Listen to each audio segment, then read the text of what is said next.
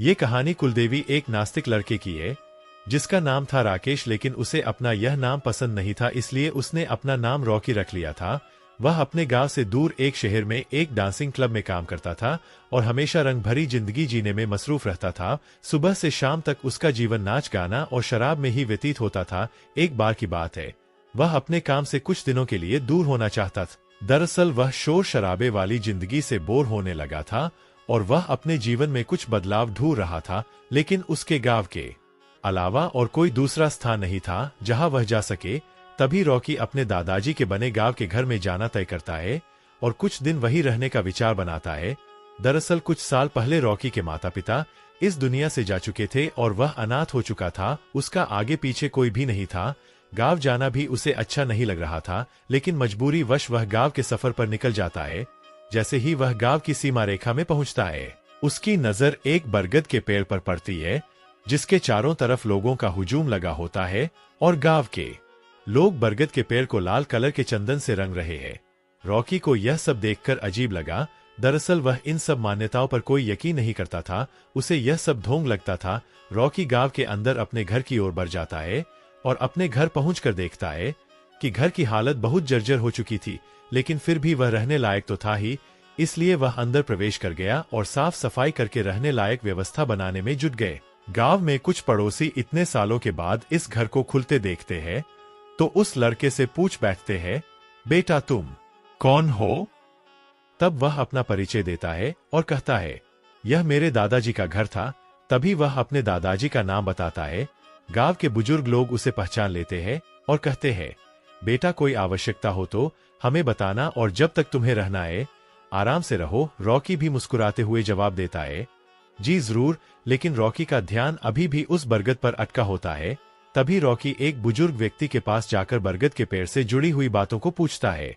तो बुजुर्ग व्यक्ति बताते हैं कि वहां हमारी कुलदेवी है जिसकी पूजा हम हर महीने करते हैं और उन्हीं की वजह से इस गांव में खुशहाली बनी रहती है। बुजुर्ग व्यक्ति की बात सुनकर रॉकी जोर जोर से हंसने लगता है और कहता है, आज के जमाने में भी आप लोग कितनी पिछड़ी हुई बातें कर रहे हो। आज कंप्यूटर का जमाना आ चुका है, लेकिन आप लोगों को वही पुरानी रीति रिवाजों से फुर्सत नहीं है।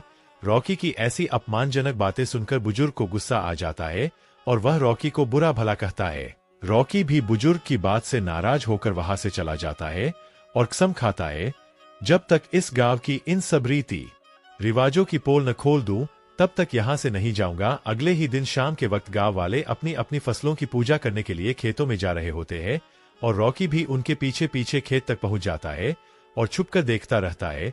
काफी देर तक इंतजार करने के बाद गांव के लोग पूजा करके वापस चले जाते हैं, लेकिन रॉकी के दिमाग में विरोध का ज्वालामुखी फूट पड़ा था और वह अपनी बात को सच साबित करने के लिए कुछ भी करने को तैयार था। तभी वह खेतों के किनारे दिए जलते देखता है और उसके दिमाग में आता है, क्यों न खेतों में आग लगा दिया जाए, फिर कौन उनकी फसलों की रक्षा करेगा। अब देखता हूँ कौन सी कुलदेवी आती है बचाने। वह गांव वालों के खेतों में आग लगा देता है और देखते ही देखते आग बढ़ने लगती है और रॉकी गांव की तरफ तेजी से भागने लगता है ताकि उसे कोई देख ना सके। लेकिन जैसे ही वह अपने घर के पास पहुंचता है, वह देखता है उसका घर आग की लपटों से झुलस रहा है और गांव के लोग पानी से आग बुझाने में लगे हुए हैं। उसे कुछ समझ नहीं आता कि यह कैसे हुआ। तभी वह जाकर के वहां के लोगों से हड़बड़ाते हुए पूछता है, यह आग कैसे लगी? तभी गांव के लोग बताते हैं, बेटा हम यहाँ बैठे थे, अचानक तुम्हारे घर के अंदर से धुआं निकलने लगा। हमें लगा तुम अंदर खाना बना रहे हो, लेकिन कुछ देर में तुम्हारे पूरे घर में आग फैल चुकी थी और हम सभी लोग इसे बुझाने का प्रयास कर रहे हैं। लेकिन रॉकी को अपनी गलती का एहसास हो रहा था। उसे लगा कि अब गांव वालों को मैं क्या कहूंगा।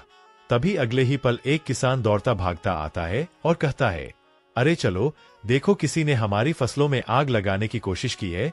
और गांव की भीड़ अपने खेतों की तरफ भागने लगती है और रॉकी भी पीछे पीछे जाता है ताकि किसी को स्पर्श न हो। लेकिन जैसे ही रॉकी खेत के पास पहुंचता है तो खेत पहले की तरह ही लहलहा रहे होते हैं और जो आग रॉकी ने लगाई थी वह केवल फसल के किनारे तक ही बढ़ी थी। रॉकी समझ चुका था जरूर यह कुलदेवी की महिमा है और वह उसी बुजुर्ग के पैरों में गिर जाता है जिससे उसकी बहस हुई थी और सारी बात बता देता है। गांव वाले भी उसे उसकी नादानी के लिए क्षमा कर देते हैं अगले ही दिन रॉकी कुलदेवी के उसी बरगद के वृक्ष के नीचे जाकर गांव की परंपरा के अनुसार पूजा करता है और हाथ जोड़कर कुलदेवी से अपने अच्छे भविष्य की कामना करता है और इसी के साथ वह गांव को छोड़कर चला जाता है।